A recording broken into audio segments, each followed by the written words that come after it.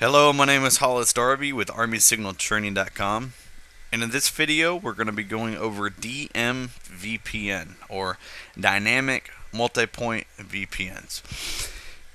DMVPN comes in three phases. In this video we're going to be covering phase 1, and in the follow-on video we're going to be covering phase 2 and possibly phase 3. I haven't quite decided. Just a little disclaimer. I'm extremely tired, and I'm probably on my 67th attempt at making this video, so please bear with me. I put the logical topology up in front of you so you can kind of see what we're working with here. We have a hub router and two spoke routers hanging off of it, which are R2 and R3. Next to each router, I've went ahead and displayed the layer 3 IP information that we're going to be putting into each router, or actually that I've already put in each router for you. But take note at loopback 0. What I want to tell you is that the loopback 0 that I'm using here has nothing to do with the tunnel and has nothing to do with the NHRP. I'm using the loopback 0 to simulate a network on the back side of the router, so that when we engage our dynamic routing protocol, which we're going to be using OSPF, that I have a route to advertise, a legitimate route to advertise, or a network to advertise, I should say. So that is why I have loopback 0 there. It has nothing to do with the tunnel or the NHRP. I'm not going to go in depth with the purpose or the meaning of each command that I'm typing in there. If you have any questions about those, leave them in the comment section below. But what I'm looking to do is to build this network in front of you so you can kind of see what it takes to build that initial MGRE tunnel and the configs that are required to get NHRP to operate appropriately, and you can see how it ties together. And the purpose behind that is, if you can understand how it works together, if you're running into issues going forward where you can't get your spoke router to form a tunnel successfully with your distant end, you have a better understanding and a way of troubleshooting what could possibly be wrong. Or when you're going through your configs, you can identify what is wrong and what needs to be changed. So I'm going to be going through this very quickly, but the beauty of videos is you can always pause or rewind or watch at a later time. So without further ado, I'm going to get started. So I'm starting in the hub router, as you can see here, hub, and I've already applied the layer 3 information, but I'll do it again. Oh, let me get into the tunnel. I'm going to go into interface tunnel 6464. I'm going to apply the IP address, which is 192.168.1.1. And it is a /24. So the subnet mask is as such.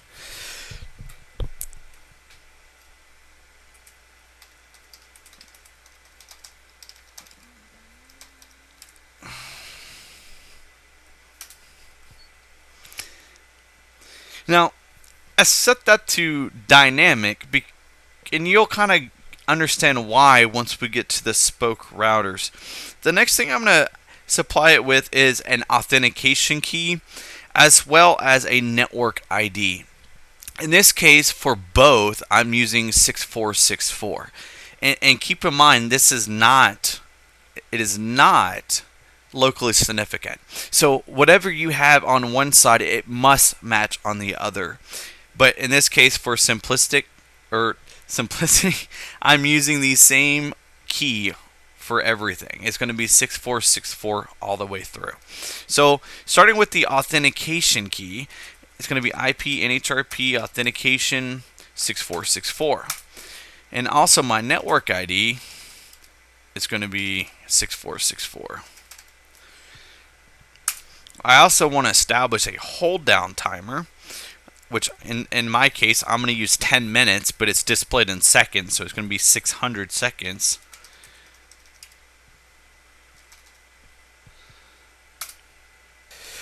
Okay, so that's all at the hub node. that is all the configuration for NHRP that's required. So I'm going to go and pull up the whole thing. Well, actually, no, I'm not, because I don't want you to see everything. That is the NHRP that's required. That is it. You set your multicasted dynamic. You establish your authentication key. You establish your network ID, and you establish your hold time. That's all that's required at the hub node side. Now, that's just for NHRP. We need to get into some of our OSPF configuration for that tunnel interface, as well as defining the tunnel itself. But I'm going to go ahead and start with the OSPF, because this is the hub router and we are using OSPF. I want to kind of fix the game, so to say, and ensure that this hub router becomes the designated router and that the spokes do not. Spokes being R2 and R3. So in the hub, the way I fix that is I need to set the priority higher. So I'm going to do IP OSPF priority 5. It could be any number. As you can see, I'll pull it up. Between 0, which means don't contend, to 255. I'm just using 5 as an example.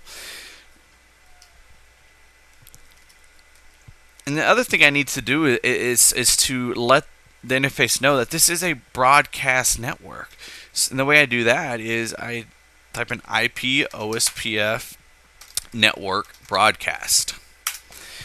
Now, that is all the OSPF configuration that I need, the base OSPF configuration that I need. The next thing I need to do is go in and define the tunnel information.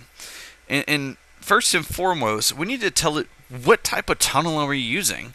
I mean, are we using like an IP tunnel, IPv6 tunnel, a GRE tunnel? I mean, I'll show you the options. So, tunnel mode what? I mean, look, we have so many options, and a lot of them I don't know anything about, to be honest. But in our case, we are going to be using GRE multipoint. Not IP. IP is the default, so if you just type in GRE, it's going to implicitly assume IP. You have IPv6 and multipoint. We are using multipoint because we're using DMVPN, so I'm going to follow it up with multipoint. So we just defined the type of tunnel. It's a MGRE or a GRE multipoint tunnel. I also want to apply a tunnel key. This too, just like the authentication for NHRP, must match on both sides. In this case, we're going to stick to our numbering convention here, and I'm going to use 6464. The command is tunnel key 6464.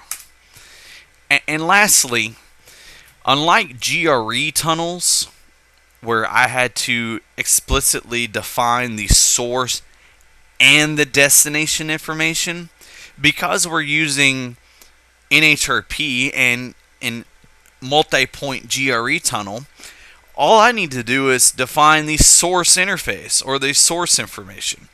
And in our topology, our source interface here for the hub is gig 0/1. So I'm going to type in tunnel source gigabit Ethernet 0/1. That defines the source or the exit route for the tunnel. And for the hub node tunnel interface, that is it. There is not a whole lot to it. Now, there's a few other things that we need to do on this router, because we do still need to engage that dynamic routing protocol. And the way we're going to do that is this here. And we're also going to have to apply a static route, and I'll show you why. Let's go ahead and set up OSPF. It's going to be router. I'm going to use OSPF process ID 21. I have no need to advertise my, let's say, my connection to my internet service provider. There's no need in advertising that. The only thing I need to advertise is my tunnel and that network that's on the back side here. That pseudo simulated network that we've created. So to do that, I'm simply going to type in network. Let's see, you'll start with the tunnel. 192.168.1.0. This is a /24. and I'm going to put it in area 0. Now I'm going to advertise my pseudo simulated network.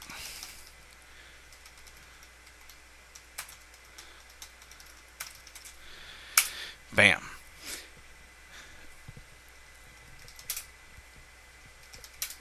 Now, the only problem with this is that my traffic needs to be forced out, so to say. Without advertising the 10 network, it's not going to, one, participate in OSPF, but my traffic's not going to know how to get out of my network. So what I need to do at this point, because I'm not advertising it out, I need to establish a static route pushing my traffic out. So under global configuration mode, I'm going to create a static route, IP route, and I'm essentially going to say, hey, if you're going to a 10 network, here, here, and here, if you're going to a 10 network, go out gigabit Ethernet 0/1. Boom. Because without that static route, OSPF would never build. And that is all the configurations required for the hub router. So I'm going to transition to router 1.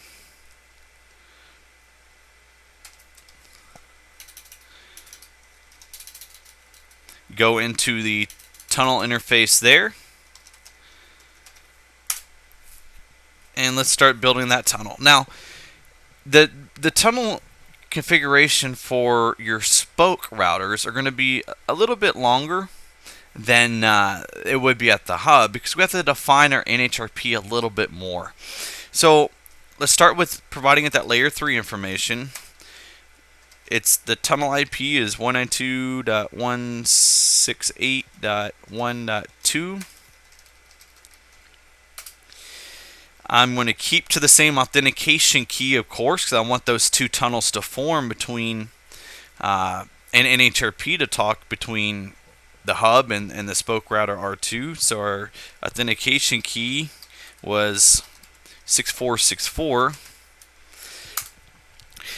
But I had to map, and this was where it gets different. I need to map the hub's logical IP address, which is the IP address of its tunnel, to its physical IP address, which is the IP address of the gigabit Ethernet port. And the way I do that is IP NHRP map 192.168.1.1 to 10.10.1.1. I am mapping the tunnel interface, the logical interface, to the physical interface. Hit enter. The multicast for the spoke is going to be the physical IP address of the hub. In our case, the physical IP address is the 10.10.1.1, just like it is here. And I also have to define the next hop. And I do that with the NHRP map NHS, or next hop server, and the IP address of the tunnel, the logical IP address. So you're mapping the logical to the physical. Your multicast is the physical, and your NHS, or next hop server, is the logical. And just like I had to do at the hub, I had to define that this is a broadcast network for OSPF. So I do that with IP OSPF network broadcast. And I want to trim down my priority on this to a 0. So when I define my IP OSPF priority, and I tell it 0, what that's telling OSPF is to not even participate. That don't even try to go out and be a DR, the designated router, or the BDR, which is the backup designated router. Don't even contend for it. You're basically telling your router that you will be the DR other, or the druther. And you'll see that as the tunnels form. but I want to ensure I'm kind of fixing the election here so that the hub wins and will be the DR. So that was all the OSPF information that I needed to provide. The next thing I need to do is define the tunnel information. And just like before, it's going to be exactly the same on the spoke as it is the hub node router. And that is first and foremost defining what type of tunnel is it. Same as before, it's going to be a multi-point GRE tunnel, which is tunnel mode GRE multi-point. I want to provide the key, which must match on both sides. So if you don't know the key, you might need to get in contact with your distant end. But in our case, the tunnel key is 6464, which is the naming convention for the tunnel itself. And I need to define what is the source interface for the tunnel, or what is your gateway out of the device. And for us on router 2, it is fast Ethernet 0/0. So my tunnel source is fast Ethernet 0/0. Done. Just like in the hub router, I want to advertise my tunnel as well as my loopback, my pseudo simulated network. So I need to hop into OSPF and make those network statements. Router OSPF 21. Now, if you didn't know before, the number following the router OSPF, it's known as your process ID. Now, I've made both routers 21, but I absolutely don't have to. The process ID is only locally significant to the router itself. So, in fact, to demonstrate that, I'm going to make it something different.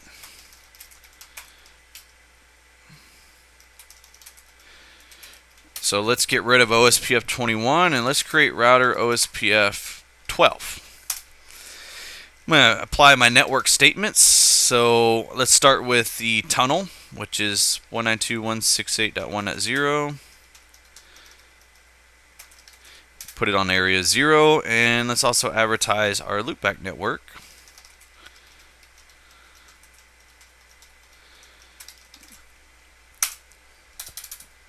Same as the hub node router, I need to define or have a way of pushing traffic out, seeing how I'm not advertising this network here. So the way I'm going to do that is with that static route, IP route 10.0.0.0. So anything on the 10 network, go out fast Ethernet 0/0. And here comes the moment of truth.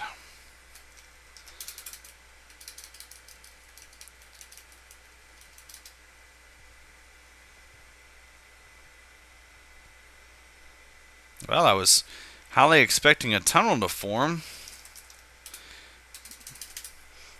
Let's find out why. What did I forget to do? You're probably sitting on your side of the computer screaming at me, telling me what's wrong. I don't know. Ah, there it is. I just didn't wait long enough. Okay. So now we're in business. So as you can see, the tunnel just formed between the hub and R2. So if I do a show IP OSPF neighbor, you'll see, bam. So it formed a relationship with 172.21.1.1, which is this router. It chose that IP address only because it was the loopback IP address. I will be creating a training video on OSPF later on. Just know that this neighbor ID is not really significant. But what it does tell me is that that's the hub. And it learned it on tunnel 6464. And the actual address of it is 192.168.1.1, which we do know is the IP address of the hub's tunnel interface. So, yes, we built a successful tunnel, and we have OSPF adjacency to the hub from the spoke R2. The hub is a designated router, which is exactly what we wanted. So if I hop back over to the hub, I should see us as a DR other. Let's do that real quick. Yes, DR other. Perfect. Now, we could have built tunnels. We could have used a GRE tunnel in this case and applied the source and destination information. But you're going to see the benefit of why we didn't when we start configuring R3. So let's first look at NHRP. And the way I'm going to do that is, one, look at this. Show IP NHRP NHS, I believe. Yep. Notice there is no next hop server for the hub. But if I hop over to, let's say, one of the spokes, so R2, and I type that command. I'm getting tired. Show IP NHRP NHS. If I type in that command, I can see that I do have a next hop server, and it is 192.168.1.1. And the RE represents this. It is responding and is expecting replies, which is perfect. That means it's basically two-way, and things are good. That's exactly what we want to see. So, write that command down. It's a good troubleshooting command, just for you to verify that everything's on the up and up, and you can put it in your toolbox and you'll be good to go. So show IP NHRP NHS. R2 does have a next hop server. The next command is going to be show IP NHRP. Now, this is going to give you a little bit more. What you want to look for is this. Your next hop resolution protocol, you're going to the 1.1, or the destination of the tunnel, which is the hub. And it's also statically defined, which we did with our map statement. When we mapped the 192.168.1.1 to the 10.10.11, we mapped that logical IP to the physical IP. We statically defined it, which is exactly what we're expecting to see. And the non-broadcast multi-access address is the physical 10.10.1.1. So that is perfect. So at this point from R2, I should be able to ping once. Well, let's first verify. Let's do a show IP route. Make sure that route made its way over, which it did right here. Perfect. So we learned the route via a dynamic routing protocol, which is OSPF. So R2 has learned about the subnet that's on the back side of the hub's router. So I should be able to ping 172.21.1.1. And I can. Perfect. So R2 is successful. Let's hop over to R3 and configure that one.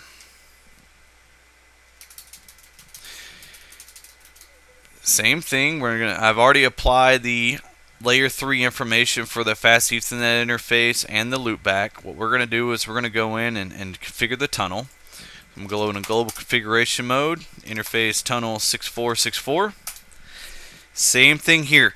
In fact, what I can do, and I've already done, but if I wanted to, and I'll just do it out of sheer convenience, but the tunnel config for R3 is going to pretty much be identical to R2 with just a couple of changes. So, like one change. So I'm going to go back into router 2. I'm going to do a show run interface tunnel 6464. And I'm going to take all this tunnel information and I'm going to copy it. And I'm going to take it over to a WordPad.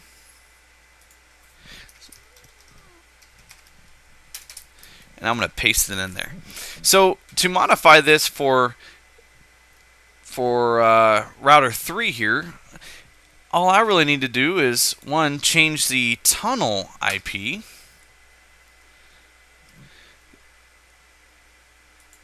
Actually, I'm going to make this a little bit bigger, make sure you can see it.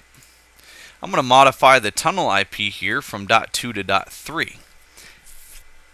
And it looks like my source interface is the same, so that is the only change I need to make.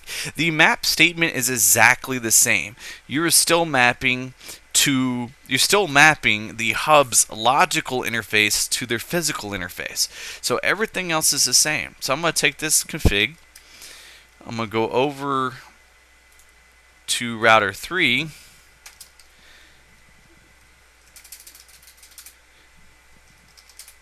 And I'm going to paste that config in. Perfect. The next thing I need to do is go ahead and set up my OSPF. So I'm going to go into global configuration mode, router OSPF. This time I'm going to just use 10. Do network. I'm going to advertise my tunnel, which is 192.168.1.0. And I'm also going to advertise my simulated network, which is the loopback 0.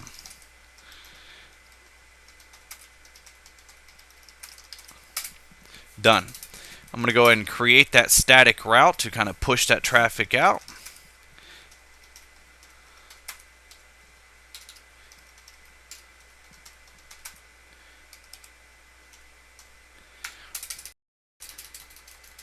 And now we should start seeing the tunnel come up. Just sit here and wait. And there we have it. So, utilizing some of those show commands, I'm going to do show IPON, even though I know it's up because I see the status message. I do have the tunnel. It is to 192.168.1.1, which is the distant end of the tunnel to the hub. And it was learned on tunnel 6464, which is perfect. To do a show IP NHRP NHS, I should see my next hop server as D1.1, and I do. And as of right now, it's just expecting. I'll have to wait on that one. But I'm going to do a show IP NHRP. Let's look at the NHRP, and which is correct. It is the 192.168.1.1.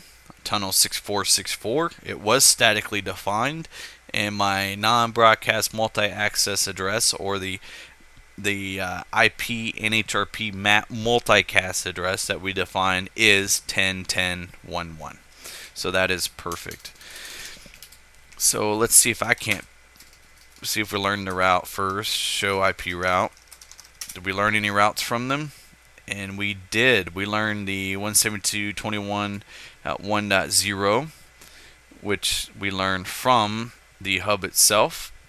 And we also learned the 172.21.2.0, which we learned from R2. So we are obtaining routes appropriately.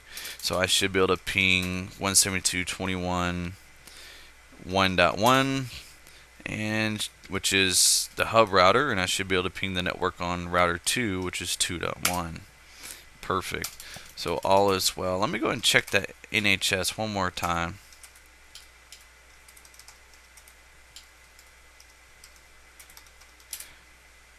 There we go.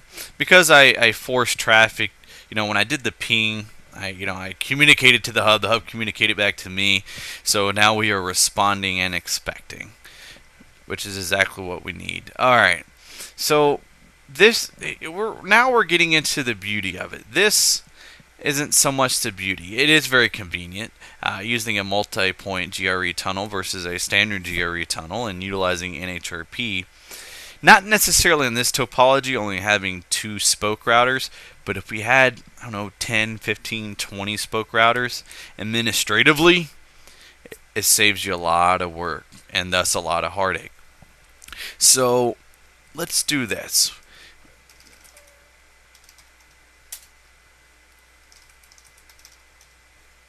If I can type.